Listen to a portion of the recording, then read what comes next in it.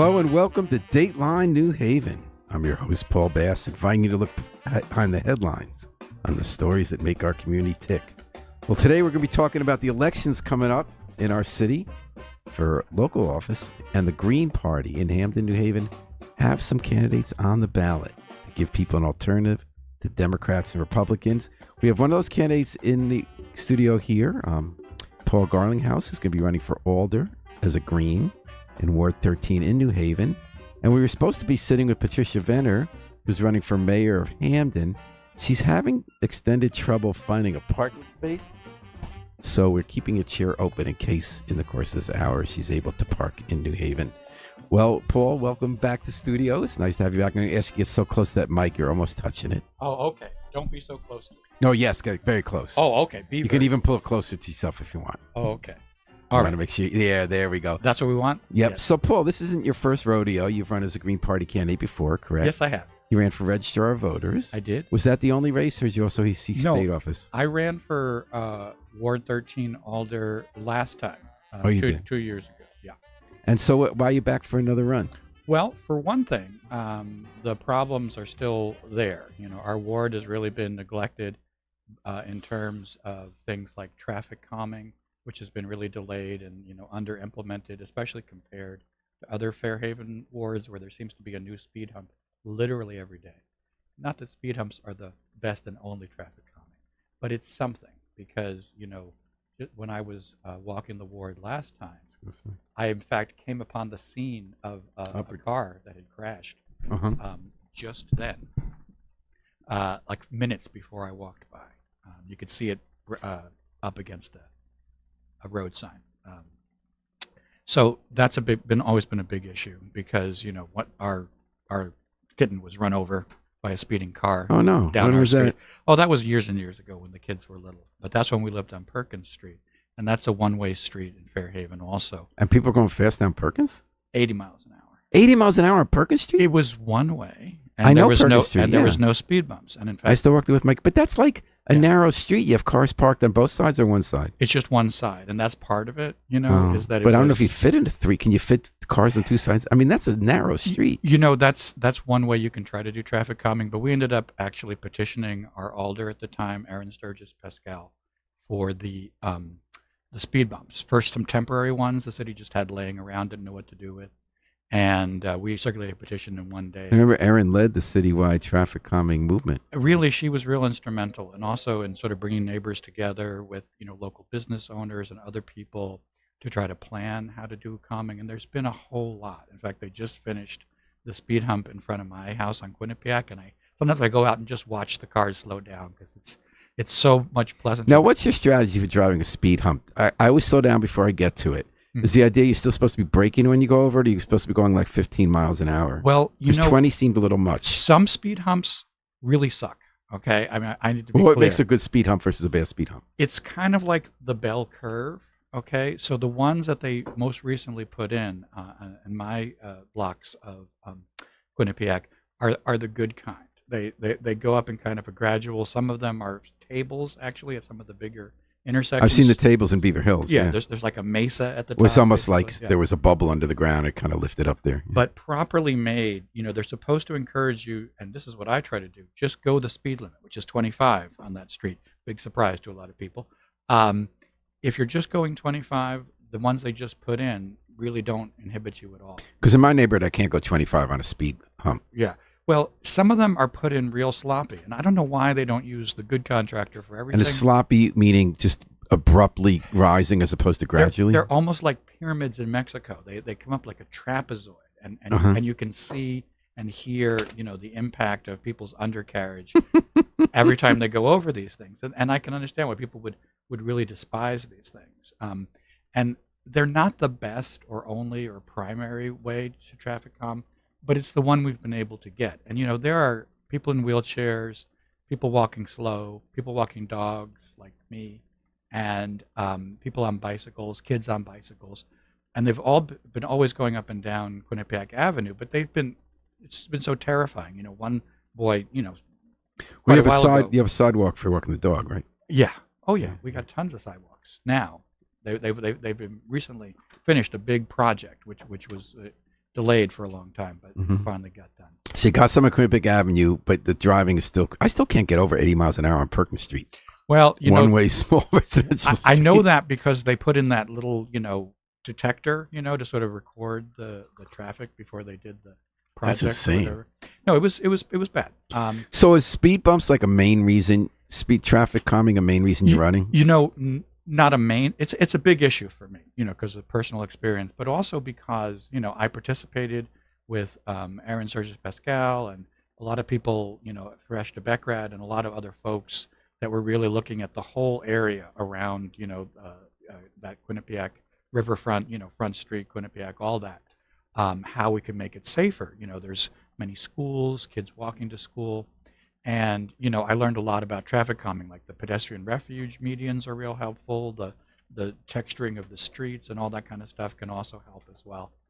You lost a cat. Yeah. What else? What else has been lost in the neighborhood? There've been some fatals, right? There were recently a couple of fatals 2 years in a row right on Foxen, which is right down from us, Foxen Boulevard by the Walmart. And that's a mess because, they kind That's in your ward too? It's not in my ward, but it's in my Yeah. neighborhood. Route 80, I yeah. I ride my bike up to the Aldi, or sometimes I drive. How do you But, get your groceries back on your bike from Oldie? Well, I have a basket, and I. Wow. and Are you I- guys empty nesters now? You still got little kids? No, the kids are grown. The kids So you can get enough groceries for you for Mhm. home on a bike. absolutely. So That's nice. yeah, so But then you have to worry about all the maniac drivers. well, this is true. This is true, but that's really just kind of part of it. There's also obviously a huge concern about housing, and if I just go back to that bike ride to Aldi, of course, I pass by this housing that's just sitting there, boarded up, rotting, underutilized. Are you talking about some of those condos that were built or older single family? It's stuff across from Bella Vista. You'll see a bunch of. Well, there were housing. like 5 different Yeah. housing complexes built there in the 80s and 90s, Yeah. and they went belly up. Right. And how many of them are occupied now and how many aren't? There's really one that's occupied, but it seems kind of marginally occupied. It's like it's pretty. Because Pike owned one of them. I don't remember if they Yeah. still do. Yeah. There's kind of complicated reasons, why various of those are not working right now. But we also have that school that closed down during COVID, right up there at the top of the hill. It's the address is actually on Lenox Street. It was a STEM school recently. It was the old Jepson upper Yeah. school. It was the old Jepson upper And that's school. closed now? No, the old one, the old building, when they were like lower school was on Quinnipiac, the upper school was there. That was back when my kids were going to Jepson. And, that closed down because I guess COVID and ventilation and some other issues with the building. And the building's been closed for a long, long time. And for a while, it was becoming like a dump. People would just go in that circle and they were dumping crazy stuff. So I made a bunch of noise about that and finally got that, cleaned up. But that building now is on this surplus property list that the city's trying to sort of. And this is the Quinnipiac one or the block away? The Quinnipiac school, yeah, and that's up where I walk the dogs and stuff. And they want to sell it or transfer it or do something with it to some. And it seems like they're really thinking about, we're going to sell this to a developer and they're going to make housing, which of course requires increasing the density that it's zoned for and taking away the use of the school. And a lot of people think it's a historically significant building. So, I really want to be involved in trying to push a more community-friendly. What would you like to use see of it. there? This is one of those classic YIMBY issues, like should that be housing that we need? There's not enough affordable housing. There isn't enough affordable housing, and that's true. And it's a very strong thing. We are getting more housing, but kind of before we necessarily think about dramatically increasing the density of that property, we should be looking at the ones that are already housing. But there's various barriers, whether a company went belly up or a bunch of taxes or have skipped town or whatever. And that's at the other end of the ward, That's the down other in end of the Bella ward. Vista. Yeah, just right there. And some of it goes into the. It's all in wetlands too. That was weird. They built all those on wetlands. There's a whole bunch of issues. Hemingway Place. Yeah, the street, with all that stuff. But so you're saying before you turn the old Jepson, what was it, the elementary school, yeah, into housing, you'd like to see them fix out some of the abandoned housing complexes near Bella Vista. for sure. And sure. what would you like to see at the school, you think? I mean, honestly, and here's the thing. a developer is going to come in and they're going to be willing to, bid high on it with the idea that they're going to then try to get the zoning increased to make it more profitable for them. And they're not going to require any public money to make that happen, right? Anytime you want to do something, we had this with the old Strong School as well, like make it a community center or remake it into a school or find some other kind of school to take it over. I mean, it's already a school. It's set up to be a school. But somebody has to come with But the money. citywide, we don't need as much school space as we used to. We have fewer students. Right. That's true. That's very true. But, there's all different kinds of students and different kinds of schools. We don't need it as a public school right now. We seem to be doing But you like good. the idea of some kind of public and service education format. I really do. It's already set up to be that kind of a building. It's a beautiful building. It's got all these gardens. Some of them are still there. It backs on a park with the ball fields. It really makes sense to me. Of course, I'm not ruling out the idea that there might be, a real deserving housing thing as part of the housing mix. I just was kind of worried that it seemed like it was already kind of running on these smooth greased tracks toward being made into housing and increasing the density. So that's one of your issues for housing. Another, go to Hemingway Place area. Mhm. And then another one of your issues is traffic calming. What would you like to see done differently or more of with the traffic calming? Well, there's very specific streets. For example, there's Lexington and Lenox streets. There's Russell Street. I got a lot of complaints about speeding on all of those streets. And, the process is supposed to be you do a petition. I mean, no one knows what the process is, but The after Safe Street application, they have a form online. do they have a form online? Or at least now? they used See? to, where you have safe streets. Yeah. What I've been told and what actually happened with Aaron Sturgis Pascal is we circulated a petition, gave it to our alder, and then the alder kind of nursemaids it through the process and gets it done. We don't really have that kind of relationship with the alders we've been having recently. We don't really have that kind of enthusiasm for these type of things. There was a business that was operating on Lenox recently that needed trucks and had to come under the railroad underpass. So that was an issue. They're closed now. And I really think we can do something in terms of some kind of speed calming, because that's actually the very street. So you're saying Yeah. bumps aren't the best, but there's often what's available. Get the good kind of bumps that are more like the pyramids. Right. Do you have other thoughts, Paul? Yeah, there's a lot of things you can do. Sometimes it's, tree canopy. Sometimes it's texturing the street. And there's also, when you talked about parking on both streets, Perkins Street was just slightly, I think, too narrow and too many driveways to do this, but you could do it on some streets. It's like a chicane. You basically make it curvy, like, that famous street in San Francisco that goes down the hill and that's really curvy. And everyone, of course, goes slow because you'd feel like you're going to kill yourself if you didn't go slow. If you can make it so traffic kind of alternates and put in protected traffic sort of pods in there, you can kind of make the traffic do a chicane, a curvy sort of S sort of pattern. This also slows down traffic, but it also doesn't have that problem of like hitting people's undercarriages and stuff like that. So there's a lot of different ways to do it. But so far in New Haven, you have a complaint about speed, they throw down a bump, and sometimes it's a well-designed, carefully engineered bump, and sometimes it's just a lot of of asphalt that's been dumped there, and results vary. We're talking to Paul Garlinghouse, who's running for the second time alder, Ward 13, Fairhaven Heights, as a Green Party alder. Are you the only New Haven candidate in the Green Party? Yes, this You're time around, carrying the banner. I'm carrying the banner. How'd it go last time when you ran for alder? Between me and the Republican, we came, like 45% of the vote. Most of that was on my side. There are a few Republicans. What percent did you get last time?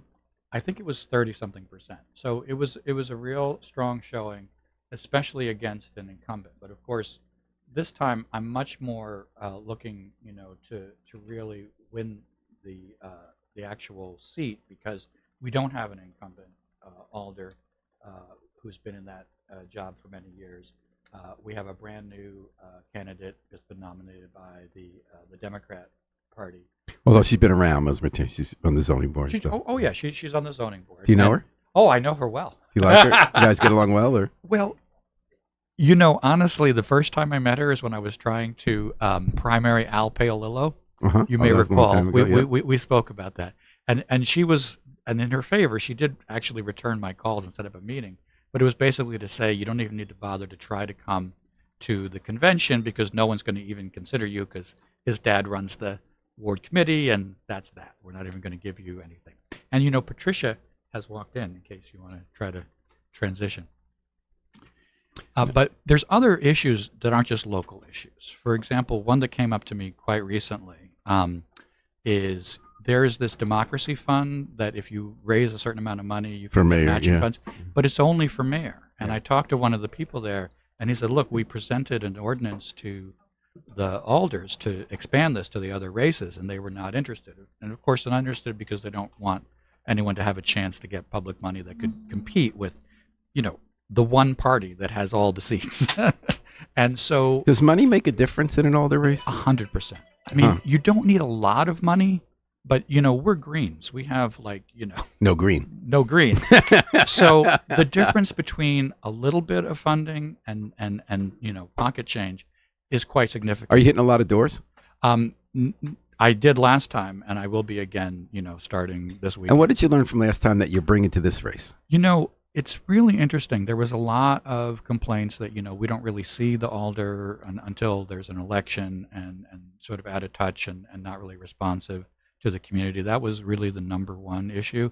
And then the other one that was super strong was people were very concerned about housing, the condition of the housing, the slumlord run stuff. And we suffer from a lot of mega slumlords in my neighborhood. So what would you like to do about that?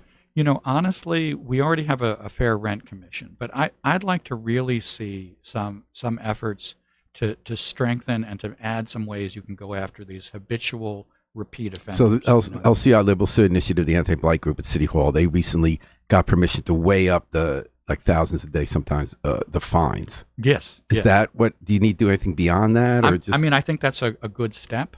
Because what you have are these really wealthy. I've seen how it works. They buy these properties, in maybe poor shape at foreclosure auctions, which of course has been a lot of. They slap a little paint on, turn it around, and start, charging really high rent. And when I go down my street in my ward and I see, properties, Mandy Management, and they're boarded up for months and months, I'm like, that's not right. What are they doing? That they're not poor. Okay, it's not that they can't afford it. It's that they don't feel that they have to until they're forced. So what would you do as alder about it? I think we need to strengthen the fair rent commission, and I think we need to consider some brand new ordinances that would apply to enhancing and adding fines to habitual repeat offenders that basically keep coming back and back and back, not just considering each as an individual case. And so what's up with the Green Party in New Haven, Paul? And we'll get in a minute to Patricia. She's found a parking space. She's here. Where are we in New Haven? I know Patricia, the other Patricia who ran the New Haven Party, is not in New Haven anymore. Yeah. How come we haven't got a bigger slate of candidates, and what does it mean to be a Green as opposed to a Democrat running for local office? Here's the thing. We have the most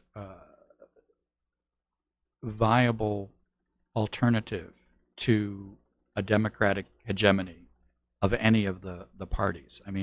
Republican Party is extremely unpopular citywide. Haven't been able to put an alder almost as long as the Greens have not been able to put an alder. And honestly, in my neighborhood, if I was running on the Republican line, which had been suggested, it would be as much of a negative, driving votes away. So what do the Greens stand for that the Democrats don't? Honestly, here's the thing. First of all, Greens are about grassroots democracy and people. As the Democratic Party works, and I was a Democrat for many years, here in New Haven, it's a hegemony. It runs everything, and they're much more interested in accumulating power and distributing favors. The way it works is, you get on a ward committee, or you get appointed to some boards or whatever, and you play the game. You get, appointed to paid jobs. You get contracts. You get, little jobs, big jobs. There's money to be handed out, and they're handed out, really to the people who are, friends with the people who are in the party, and the party very jealously guards, that power. And as a result, what kind of policies do it not have? Is this tied into why we don't have more responsiveness to people who are concerned about traffic calming, concerned about the future of that For, school, about the state of conditions, landlord property. for sure, and it's also why we have less responsive alders, and now they're going to 6-year terms, so it's even more. Or 4-year. Yeah, 4-year terms. Yeah, but they've made themselves even less accountable to the voters. And I think that there was literally no interest in trying to open up the democracy fund to more of the citywide races. Would you like to see democracy fund all the races? I really do. And you'd also want to elect the school board, right? I absolutely want to elect a school board, and that's another super important issue to me, Paul, because my kids went to New Haven Public Schools, and I'm aware, how this budget is a black box. We hand it to you as a single thing. You have to vote up or down, and I really think we need to do a lot more about that. We can certainly start with the school board, but the amount of kind of gold brick jobs that are making 6 figures and that are handed out to politically connected people versus teachers and paras and staff in the school, I think is way out of balance. It's been out of balance for a long time, and no one's ever done anything about it, really, in all the time I've lived, 25 years in New Haven. We're talking about what Green Party politics mean in this campaign season at the local level. On WNHH FM's Dateline New Haven, we've been talking with Paul Garlinghouse, who's running for Ward 13 Alder as a Green on issues like traffic calming, condition of housing. And just before we move on to Hamden, you got a new puppy. I heard you say. Tell me what that was about. This was not the plan, though. No. I was walking. I was walking my partner's dogs, and someone came up. Excuse me, sir. Can you help us? And our daughter can't take care of this dog. And the thing is, What kind of dog was it? It's a Dachshund mix. Very cute, very smart dog. Big, small, medium. And medium when small. was this? This was like a month ago. So I've been working on potty training because the poor thing wasn't walked. So I'm working on behavior modification. So a month ago they said, "Can you help us?" And what kind of help did they need? They wanted me to just take the dog, and I thought I was going to foster. They had it right in the trunk in a cage, no leash. Oh my God! Yeah, it was too small of a cage. It was pretty pathetic. So I just lifted it all up. But the point is, a lot of people will get these dogs and they're not prepared to, do what it needs to be done to sort of train and, bring a puppy along. And I come from a big dog family, so. So did you start to bring it to? You said you're going to North Haven or something with the dog? Oh, I walk all around the neighborhood. No. When they gave you this dog. Oh, I was going to go to. Did you say Cosgrove. okay? New part of my house. I'll go foster her at the Cosgrove shelter and. Is that in Branford? In Branford, I got all the way to the Staples. I turned around there. What made you? At what point? She was in my lap. She's so cute and so smart. You had the dog in your lap while you were driving. And well, I had my seatbelt on. But the point is, what if someone gets this dog and doesn't have the patience or the knowledge to really train and be patient with the animal? And I felt like, this is in front of me, so let's do something. So you turned around. I turned around. And now you got a new member of the family. I did. And you're working on the potty training. What's the dog's name?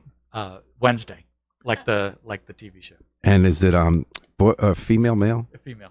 Okay. Sweet And girl. you have 2 dogs now then? I just have the one. My partner has the other 2. Oh, okay. We're very clear about who wants who. Any parallel between that and stepping up to being older? Here's the thing. I walk out in front of my house and I see obvious problems, whether it's litter, whether it's terrible speeding, whether it's a car that's plowed into 2 cars right in front of my house, or, just these dilapidated, neglected, housing and, homeless people, pushing their shopping carts behind. That's right there, and I'm very present in the community. I spend a lot of time, walking around, trying not to drive or, use gas and contribute to the global warming because we're greens. And, there's just things that need doing. And I don't think they're getting done with the current arrangements. All right. So we're talking to Paul Garlinghouse, who's running for Alder. Patricia Vener. Did I say your name right, Vener? Vener Saavedra. And I'm going to ask you to get so close to that mic you're almost touching it so that we can hear you. Am I too far or too near? Yeah, we barely hear you unless you're a lot closer to the mic. I can talk louder. If it's get close, that's all it takes. Okay. You can even move it closer to yourself if you want. So, Patricia, you're running for mayor in Hamden. Yep. And you just watched a very busy mayoral primary season with 5 or 6 Democrats duking it out. Now they got Adam Sendroff. Yep. There is a Republican. Yes. Why are you running? And what makes you different as a Green candidate running for mayor of Hamden from the other 2 parties' offerings? Okay, well, more importantly than being a Green candidate is I'm a left candidate. I'm a leftist. I'm a socialist. I have no bones about that. What makes me different, though, in fact, more than that, is that I'm not a capitalist. I'm a socialist. I have no problem saying that. I have no problem admitting that. I have no problem announcing it to the world, even though I've been told, don't say the S word. So I say the S word. And I come from a background of ballet, art, astrophysics, and caregiving for my mother. So everything, I even did a stint in business, sort of. It was in art restoration and conservation of works of art on paper business. And uh, I'm using the perspective of an astrophysicist as well as an artist. Um, as an astrophysicist, you approach the problem differently than business people approach the problem. You also have a different problem. A municipality is not a business. What does a business do? A business functions to make money for its owners and the other people at the top, the CEOs and all of the board of directors, whatever they have. That is their function. No matter what business you're in, your function is to make money. That's why they say find something you love and can make money at. It's all about making money. A municipality does not exist to make money. A municipality exists in order to serve the people who live and work there, the services it needs, the safety, all of that. That's the function of a municipality, not to make money. So, what kind of astrophysics did you do? What was your background on that? Okay, so I got a master's degree at Rensselaer Polytechnic Institute in Troy, New York. So yes, I'm that good. I worked for a little while at Hubble Space Telescope on the fine guidance sensors, doing part research and part fine guidance sensing, and which means aim the telescope in the right direction and make sure it's pointing at the right place at the right time, and not pointing at the sun. And then after that, I worked for a subcontractor down at NASA Goddard, and I was on the Goddard High Resolution. And is astrophysics, I'm completely ignorant, is that the science of the sky? Sort of. Astrophysics is the science of everything that's not on the planet Earth. So it's about stars, it's about galactic formation, star formation. And what's the physics part? The math, the properties of how they function? Math is not physics. Math is a language of physics. The physics part is, okay, so quick physics lesson. The most important thing to remember, two things. One, the universe is made out of three things. It's made out of matter, energy, and the universe, the universal fabric itself. Actually, that's two things because matter and energy are the same thing in different forms. That's one thing. The universe is ruled by thermodynamics. Thermodynamics is the physics. And thermodynamics being what? Okay, the properties of heat and... Yeah, the thermodynamics has three rules. Well, the zeroth rule. The zeroth law is it exists. The first rule is things want to be in equilibrium. So if you have two objects that are different temperatures and you mix them, they will try to reach some cohesive, some equilibrium temperature. And the same with whatever environment they're in. And then the next law is I like to think that you can't get something from nothing, which means you won't have a spontaneous change from heat to cold. So something won't spontaneously change without some impetus. And the third one is it's the only game in town, which is again entropy. Everything is based on entropy. And entropy is matter or energy that's not available for use to make work. So basically thermodynamics. So thermodynamics says that, okay, well, the sun is in the sky and it's hot, but around it it's not hot. What's going on? Well, inside the sun you have, let's call it a furnace. Obviously hotter and under more pressure than any of our furnaces. And it's producing energy and it's producing light and it's producing matter as well. And things will bounce around in there. A photon moves around until it reaches the surface and then it pops off. It pops off because it has no place else to go. Photons do not have mass, therefore they don't have to obey any of the laws of gravitation, but they will except one. They pop off, and the sun is trying to cool down in order to be the same temperature as space itself, the fabric of space-time. And while it's cooling down, though, the inside is making more energy. And it will do that until it uses up its primary fuel. All right. So now you're running for mayor of Hamden, where you say you want to apply your perspective as a socialist and as an astrophysicist. And as an artist. As an artist, the problem of Hamden. Right. So you looked at telescope for Hubble. What are you going to see when you look at telescope of Hamden in bringing the principles of astrophysics to running a town? It's less about the principles of astrophysics and more about the principles of critical thinking and creative thinking, because that's what you need in astrophysics, possibly in all physics, possibly in just about everything, is critical thinking and creative thinking. So instead of looking at a problem and just diving in with very little preparation, you have to say, what is my problem? What do I want as a result? What am I looking for? In most physics, where you're doing experiments, you would say, okay, I want to see, you either say, I want to see what happens if I do this, or I want to explain what's going on here. So you served on the Charter Revision Commission, so you got to look at the fundamentals of how the town runs. So you've looked at this problem. What have you come up with that's a different outcome based on your perspective as either a socialist, an artist, or an astrophysicist? Right.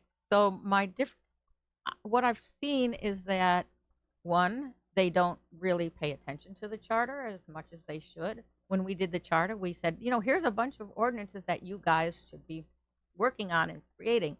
Nothing happened. Crickets. But some people noticed, and they've been saying, we want this, we want this, we want this. The other thing is, when you approach a business, you are interested in making money.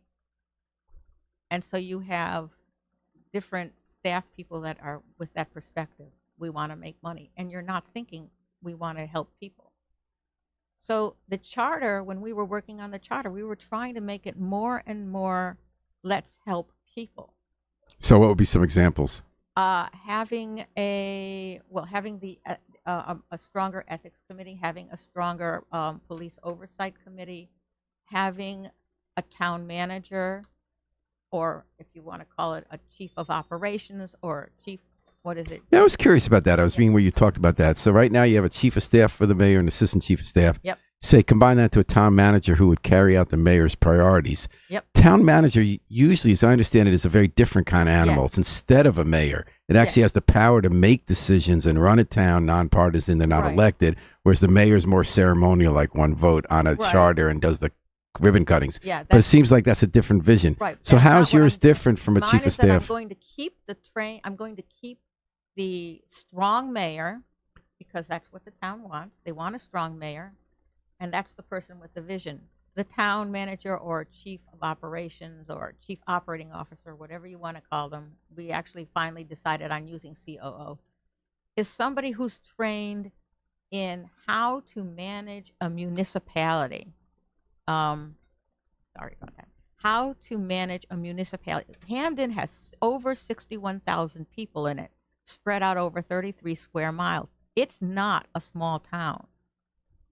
Okay. You can't run it on just vision. You have to run it on somebody who's got the training to actually manipulate the system and So you want the mayor's oversee. top 8 to be someone with a lot of experience in the nuts and bolts of running a town. They need to know it, not just experience, because these people, beyond the experience, they also have accreditation. They have the education. When you go to the hospital to go to a doctor to have an operation, you don't want the dentist doing the operation. When you go to the dentist, you don't want the pediatrician looking at your teeth. Right. You want the right person. And we're talking to Patricia Vener, Saavedra, did I say Yes. right? Okay. Running for mayor Hamden as a Green. You've also called for co-ops. Yes. That you want to have, we've had a lot of problem with absentee landlords, and you would like to see resident managed apartment home complexes. Yep. New Haven had a lot of those created in the 50s and 60s under something called 230 DC. There's a federal code, housing code, that allowed nonprofit institutions to sponsor a group of tenants. And they worked for a bunch of decades, and then they kind of stopped paying the bills and fought among themselves. And now these big absentee landlords have taken over some of those co-ops. Right. How, as mayor, would you go about creating new housing co-ops based on the lessons of what worked? Well, there are several that are quite old, not necessarily in New Haven, and I would do a little research. One of the nice things about astrophysics is you get to do research, and research is fun. Um, oh, sorry. I should stop looking at you and look at the No, map. you could look at me. It's okay. I would research what has worked where. What are the prerequisites for success? How can we get the people who would be doing this trained to do it? So we wouldn't just pop in and say, okay, you guys have a co-op. Are you familiar with Good anyone luck. who does it well? Any national associations or any existing There's co-ops? Co-op City in New York. New York, and then there's a few co-ops, a couple in California. There's one in Davis, And we do have there's one in Seabury still in New Minnesota. Haven and a couple of the Florence and Virtue. then there's Yeah. some in other countries as well. So And I how would you look at get it those. started? Would you how would you get the funding? Who would you find to do it? And would you build new or would you take existing? There's no reason to build new. We have these like the apartments like on Mix Avenue, like Broadmoor and all of those guys. I would go to the tenants union and work with them to develop a program that they could use to bring up their education, to get people inspired, to get started with the idea of a co-op. And then what would I do with the landlords? I'd start fining them for not keeping up their buildings. And when they balked at it, I'd raise the fines more. And then when they say things like, well, we'll just leave, I'll say, okay, bye-bye.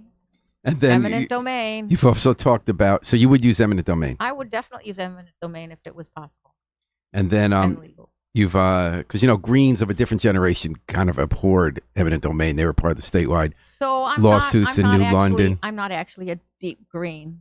Okay. I'm a Marxist. Okay. And then you've also talked about repairing or remediation of failing foundations of homes in southern Yes, New so Harville that's a neighborhood. big one. Several decades, there's been this problem in southern Hamden where the houses that are there, this was the red line district, this is a district where they allowed black people to own houses. And they built them on land that was contaminated. So they went in and said, okay, we will uncontaminate your land, but they did it wrong so that the soil that they used started to crumble, if you will. It started to not be the kind of soil where you can put a foundation. So the foundation started crumbling. Promises were made and promises were broken. And today we have more promises being made and a lot of noise.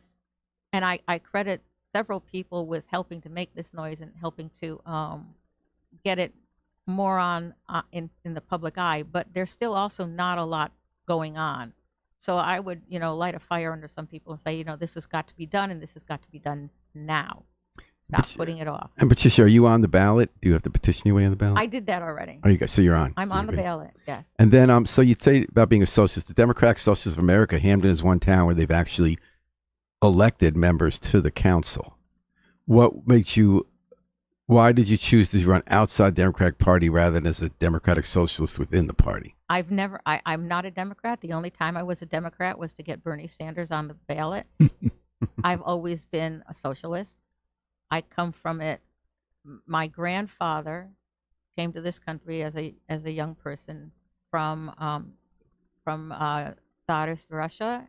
We're Jewish, and he was one of the many people who were in the Jewish socialist movement of the time, which you don't The hear Bund. much of. Well, I don't know if he was actually in the Bund, but something else, but something similar to that. He was in unions. He brought the union. Finally, he was a milkman for the Seal Test Dairy Company in Albany, Schenectady area, and he brought the union in. People said, we're thinking of starting a union, and some union people came in, and the people said, well, you've got to talk to Mo Vener. If he likes you, we'll listen. So they went to Mo Vener and at the next workers meeting, because they did have those. He said, there are some gentlemen here, and I think you should listen to what they say, and the rest is history. The rest is history. So, Patricia, you've been on the doors? You've been knocking on people's doors? No, I have not been knocking on people's doors. I mean, I got 61,000 people. Okay, most of them, some of them are children, but still, that's way too much. I will be doing that later, but I'm going to focus it. So far, what I've done is I've tried to meet people at events, or I had a meet and greet.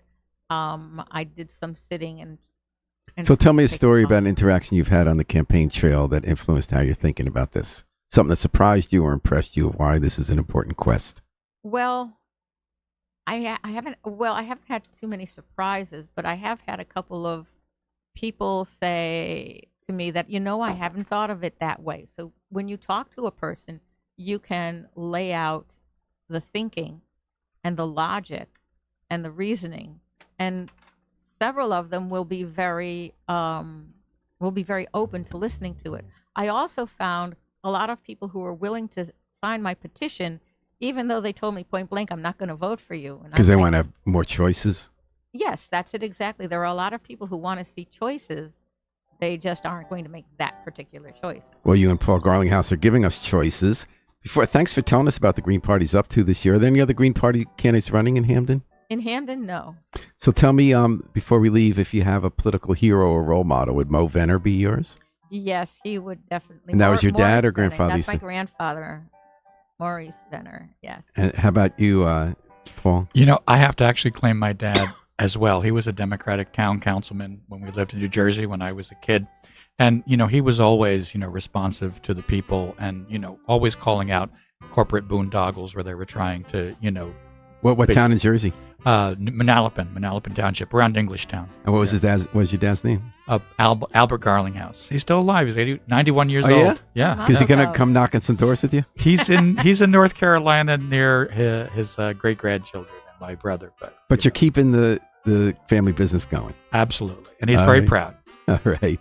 I'll bet he is, Paul. A lot to be proud of. Well, it was nice to talk to both Patricia and Paul today. Patricia Vener Saavedra running for mayor of Hampden as a Green, and Paul Garlinghouse running for Ward 13 Alder as a Green in New Haven. Thanks Paul, for joining us, and good luck on the campaign trail to both of you. Thank you very much. We're going to take it out with the Both Afro. socialists. We're going to take it out with the Afro-Semitic Experience performing "I Wish I Knew How It'd Feel to Be Free" from the group CD "A Plea for Peace." This is Paul Bass inviting you to fly free with us all day and all night at WNHH, New Haven's home for community radio.